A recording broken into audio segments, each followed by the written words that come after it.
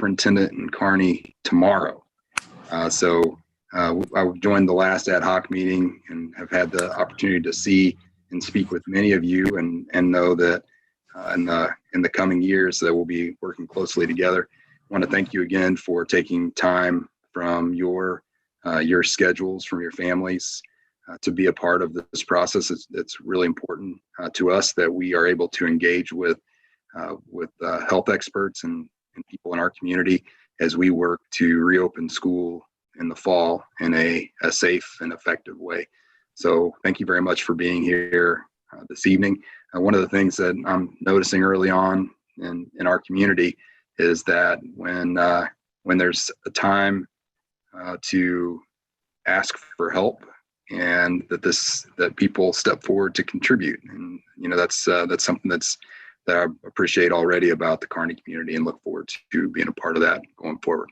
So this continues our work, which has been a collaborative, inclusive process to look at reentry into the fall and address both safety from a health perspective and learning.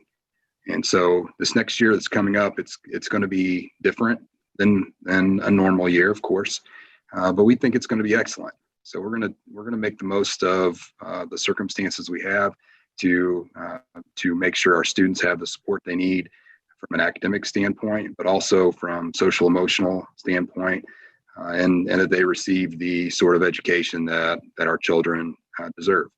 So in order to do that, and this year being so much different, we've been collaborating with numerous organizations, starting with Children's Mercy, and we've worked with them a lot recently. MSBA, the Missouri School Board Association, CDC, our Clay County Health Department's been a good partner. Northland School Districts, there's been a group that Coffin's helped convene across the Kansas City region on both the Kansas and Missouri side of superintendents that have been looking at reentry. And we've also worked with statewide organizations to consider this work. So it's been a work of research, work of collaboration, and it's going to continue, and it's going to continue to evolve regularly. So as I mentioned, we are looking forward to return to school in class as scheduled, with some safety precautions in the fall. We are going to have opportunities for students to be in class full time, and we're also looking at virtual options for those that may require that, which will be different from what students experienced in the spring. But we're not finished with our plans. Our plans continue to evolve, and so tonight is an opportunity for us to provide some additional detail on the work that's been happening since the last ad hoc meeting, and then to have a breakout session where we can have some small group conversations for members of the ad hoc committee to provide feedback to inform our plans as we go forward.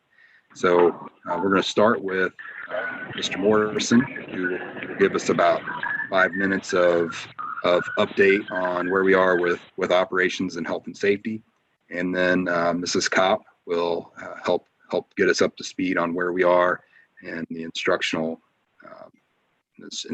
area. So like I said, following that, we'll have about 30 minutes of breakout time.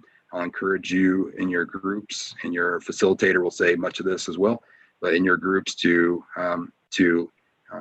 contribute and provide feedback, but also listen and help us make sure that each of the people in the group has an opportunity to provide some feedback on the whole.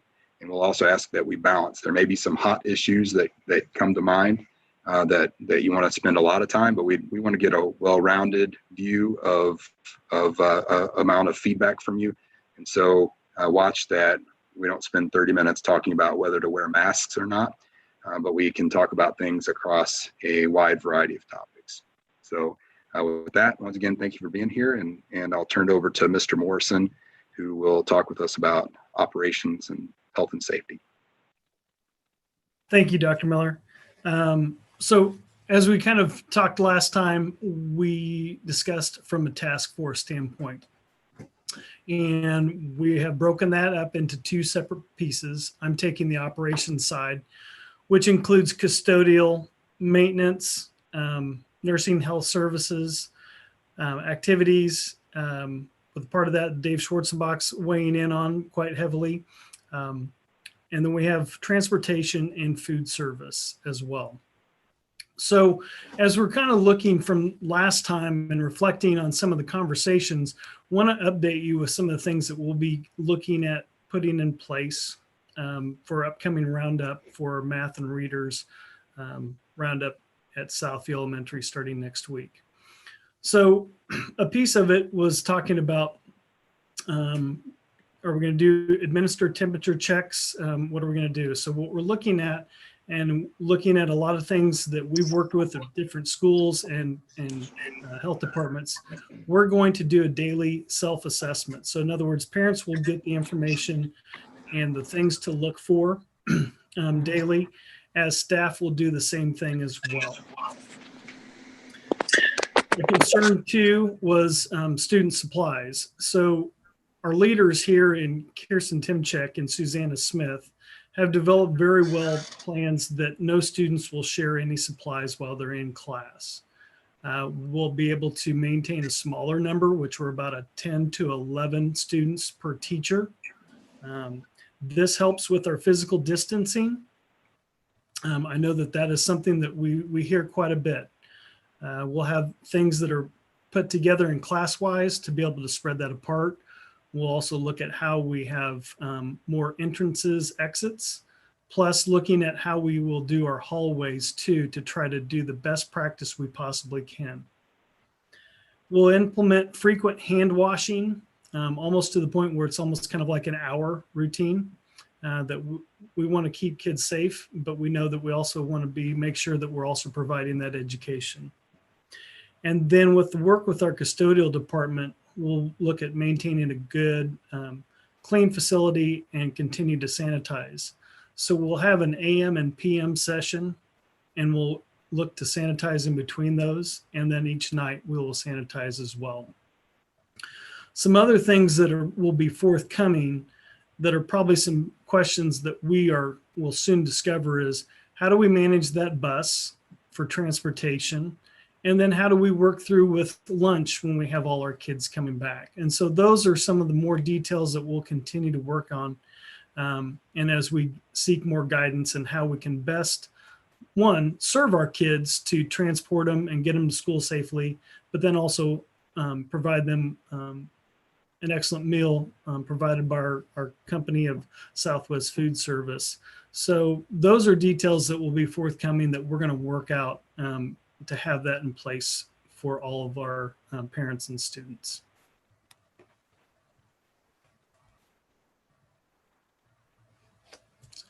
And I will turn this over to Jennifer Kopp as she will talk a little bit about from the instructional standpoint.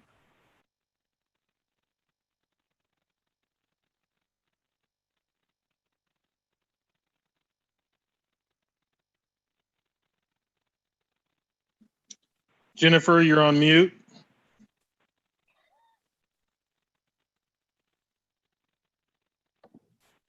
Of course I am. I always do that. I'll start over. We are going with a one-to-one initiative, so we will be issuing Chromebooks to our students in grades 2 through 12. That will really help us regardless of, if we ever had to do another extended shutdown. Of course, since we are going back, our plan is to go back 5 days a week. We plan on offering 2 modalities of instruction. One will be person to person, and the other one will be online. Our online curriculum will mirror our face-to-face curriculum, but it is tougher for kids who are online to get that. We cannot replace teachers with computers. I feel that there could be some that think that what we did in the spring is our online learning, how we are going to do that, and people need to understand it will look very, very different in the fall. What we did in the spring, our teachers did an awesome job of putting that together, but truly it was a Band-Aid. it will be much better online instruction in the fall. And for kids to be successful, they would need to plan on putting in approximately 5 hours a day if they want to be successful. One thing we know people are very concerned about is the consistency in our system platforms. The plan would be to use, we are a Google district. The plan would be to primarily use Google Classroom across the district. Our younger grades, they would, K and 1 would use Seesaw. And then we do have some classes at the high school that would be on Canvas. And, we have colleges that require Canvas for dual credit classes. Our Project Lead the Way classes are on Canvas. So there are some instances that we cannot use Google Classroom. And I know that's a little bit of a frustration to some, but that's really something that we have to do. The plan is right at the beginning of school, we are going to make sure all of our kids understand all the platforms that they will be required to use. So if some kids are required to use Canvas as well as Google, they will be getting instruction on both of those things. So they should not have any problems with that. For kids who are going to go online, we will have education helping them learn how to use these platforms. This, just yesterday, we released another survey to the parents asking them if we were to go back to school today, would they send their kids to school? And we only have 8% of the people who have responded so far, and the survey is still open. We've gotten a lot of responses so far, but of the people who have responded, only 8% have said that they would not send their kids back to school. So we saw that as very positive. And I think that's about all I have. Good, thank you, Mr. Morrison and Mrs. Kopp. So that was a good amount of information, and it was a good summary of a lot of work that goes into more detail than what was presented. So as a reference point, we emailed a link to the agenda today. And in the agenda, there are some bullet points there that you can use as a reference and breakout groups to help you recall some of those areas that Mr. Morrison and Mrs. Kopp presented. We really want your feedback. There's a lot to think about. We really want to understand your expertise and perspective on these issues, because even though you can hear a great deal of confidence in Mr. Morrison and Mrs. Kopp's voice as we talk about things that we are considering and that we will do or we'd like to do, we all know that at any time things could change that go beyond any of our control. And so this is all very drafty at this point. But we need your input. So we're going to break into breakout rooms, and we have around 30 minutes where you can help us understand what we're missing, what things you think we ought to be considering more, provide additional feedback on anything from the operations side or academic side that will help us create the plan that our community deserves. So thank you, and let's go ahead and move to breakout rooms.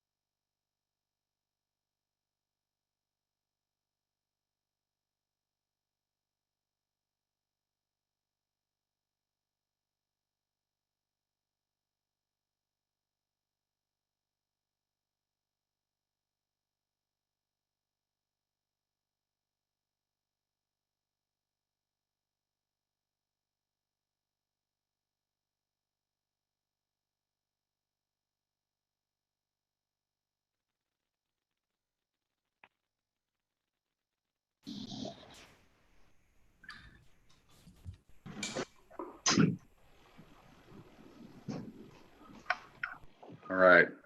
Well, welcome back, everyone. I had the opportunity to dip in on the group. There are some really good conversations, great questions, some good answers, and some I'm not quite sure yet, but that's something that we're discussing, which can be, I know it can be frustrating, but that's part of this process, is to try to field those questions and continue to develop our plans together. So at this point, we're going to have our facilitators report out a summary from your breakout group. And let's see, we'll start. I see Rebecca Parks close to the top of my screen. So Rebecca, would you be willing to get started and go first? Sure. We had a lot of great discussion, lots of questions, and we kind of, everything I would say was mixed together with operational and instructional. Questions about how do we maintain it, you know, we've got a great turnout so far with responses, and so many saying that they would send their kiddos back to school. How do we maintain physical distancing with full-size classrooms?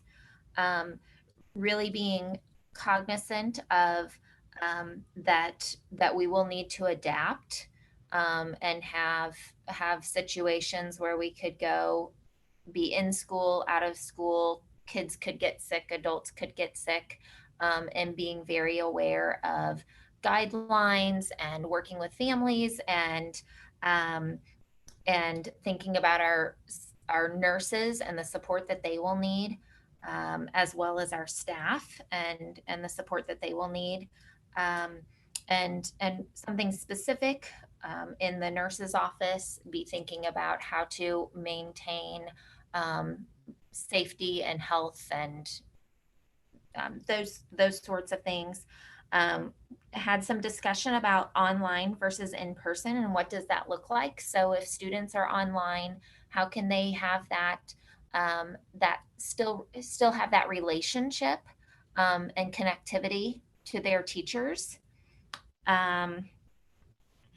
and talked about being cognizant of asymptomatic cases, and what does that look like, and what happens when you have the common cold, just a lot of those health questions, and having guidelines for that, and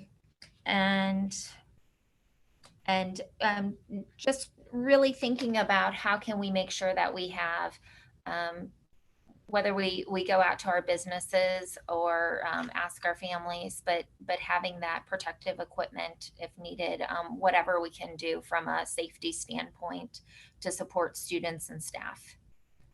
Is there anyone from my committee that needs to chime in? Did I miss anything big? Tried to give it an overview. Very well, thank you. Mr. Morrison, would you like to go next? And then you can, if you want, you can just call on the next facilitator when you're done. Okay. So I would mirror what Ms. Park said, that we had a good conversation. Appreciate all the participants. That we were looking at, we talked both operations and we talked about instruction. So some of the highlights, and I'll kind of point that out, is are we ready if a student or teacher were to test positive, and what are the protocols and communication pieces with that? And that's something that definitely feel like we have some information on it, but we need to continue to make sure that we have everything fine-tuned. Question about buses and how we will work with that, and we're going to continue to work with Durham School Service on that, and how many we can transport. Talked about kind of that from last ad hoc committee meeting, of all the temperature checks, and now going to the self-assessment, and giving that to the parents, and then also the staff that are going to take that, knowing to stay safe each day for the betterment of all.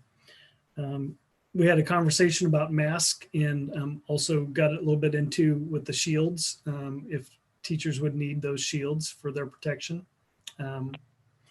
We talked about how do we best protect our teachers, which I think is a very key point of this, is that it is a health and safety committee that both for students and staff. And then also, again, a repeat of if online instruction happens, is that a penalty, or is that should and versus in person? And we talked about that should mirror as closely as possible the online piece as with an in-person piece for instruction. So I believe I hit all those, but I appreciate the group and great dialogue here tonight, and enjoyed the questions plus talking through those with them.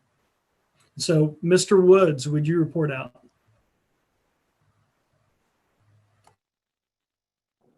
Sure. As we go through more, I'm sure there's a lot of repetitiveness, but appreciate everyone's questions because there were some good ones. So we talked about what will screenings look like that were mentioned earlier. What's going to happen once kids get sick or whatnot? Are we going to do the I think she used sphere of contact tracing type of situations with those kids and staff. They like the idea of similar platforms and think that would ease in the transition. Should kids have to come and go? Should we have to all go away from in-person? Still needs more, or at least an idea of what lunch would look like, what buses would look like. I think we all conceded that that's pretty difficult to have a great idea until we get going. Couple of discussions on how to support our nurses with the possibility that they may be overwhelmed. The idea of having some training for our parents so they can help navigate our kids when they're in virtual, either temporary or full-time. There was the mention of one-to-one for either 2 through 12 or 3 through 12. What the plan would be for those kids who are K1 and those that are not having devices. And then we talked about volunteers and what if that's possible in this upcoming year. So good discussion. Kids Club was the last thing. What's Kids Club going to look like, and what precautions and things will take place with those students. That's it. I will go to go to a different screen to find a facilitator. Mrs. Kopp, were you a facilitator? It was, thanks. We talked about the issue of social distancing and how to do that once, we know that in summer school we'll have 10 to 15 kids per class, but what does this look like when we come back and we have 25 kids in a class, and kind of the difficulty of that.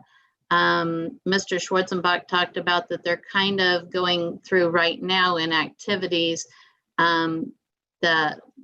the rule of less than 6 feet for more than 15 minutes. So I guess if somebody did test positive, they would be able to track who that student may have been exposed to.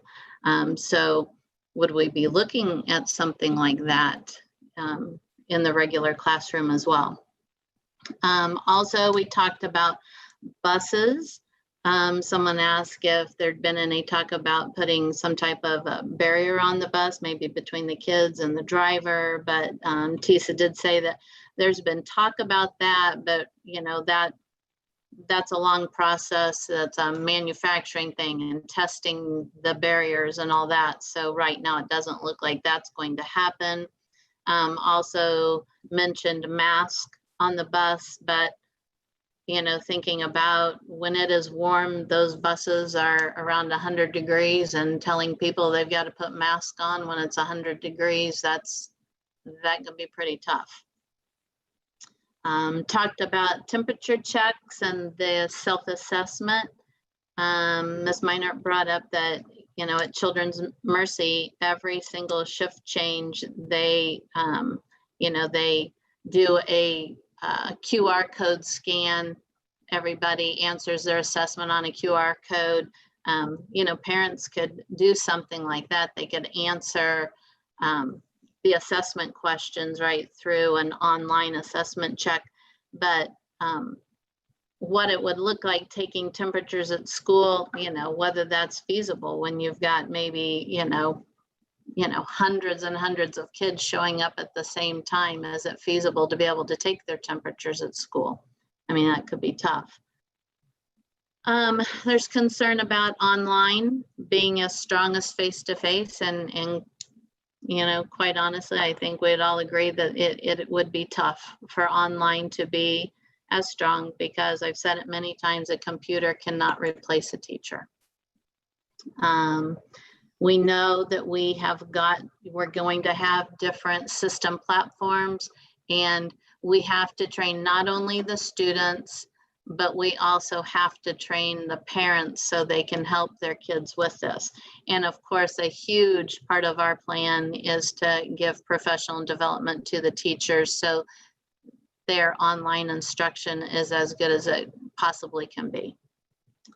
And then somebody did ask the question how we are going to handle it if a kid did show up to school sick. What is the process for taking care of that? Because that is going to happen. Is that all of the facilitators? Are there others? Who's left? I think I'm the last one. Heather. Yeah. So when we were talking about the operation side of things, they seem to like the idea that masks be recommended, not necessarily required, if possible. They felt like that parents could be responsible for doing the temperature checks and the symptom checks, knowing that you still may have a kid or two that comes to school sick, but they thought that that would still be an okay process. And lots of discussion about what does physical distancing look like on the bus and at lunch, as many of your groups also talked about. They like the idea that parents are going to be given an option. If you don't like the process and procedure, you have the option to do the online learning instead. There was some concern about how kids will move throughout the buildings during the day. Are we going to require students to stay in one building? They didn't think that that was healthy for kids. The kids need movement during the day, and they would like to see it where they can change rooms, go to lunch, those kinds of things. They thought that keeping kids' supplies separate should be pretty easy. Didn't really have any concerns there. As far as the instructional side of things, our group also asked about technology for kindergarten and first grade, and just wanted to know if they would have availability to devices at school, since they weren't on the one-to-one list. There was a comment that a student used Canvas during this last semester, and thought it was a pretty easy way to learn. So they felt comfortable knowing that Google Classroom and Canvas would be the main platforms for our kids above second grade and above. Couple questions about the parent survey. The mask question asked about, and I apologize, I've not actually seen the question. They wanted the option to say they didn't want their kids to wear masks, or that they don't feel like that masks should be a concern. Also wondering about the bus services. I know on the first questionnaire we had asked about that. I guess the concern was we will have bus services. We have kids that need that and want to make sure that, however, we're offering that. A little bit of conversation about the face shields and the difficulty that some of our students and teachers may have with the face masks, students not being able to see the lips of the teachers teaching the reading, students and staff with disabilities and such. And then a good question about when do we say we're at the point where school has to shut down again. And the best answer I could give to that was that we've been working with the Clay County Health Department, and that they will be keeping up with those things, and it would be our communication with them that would lead us to that kind of decision. Did I miss anything? I feel like we covered a lot. Okay, I think that's all I have. I think I was the last one. All right, thank you all. Thank you all. Great conversation. So as we go forward, to give you a glimpse at our future plans, we are going to continue to collaborate with you and with other stakeholders. Some of those I mentioned at the beginning.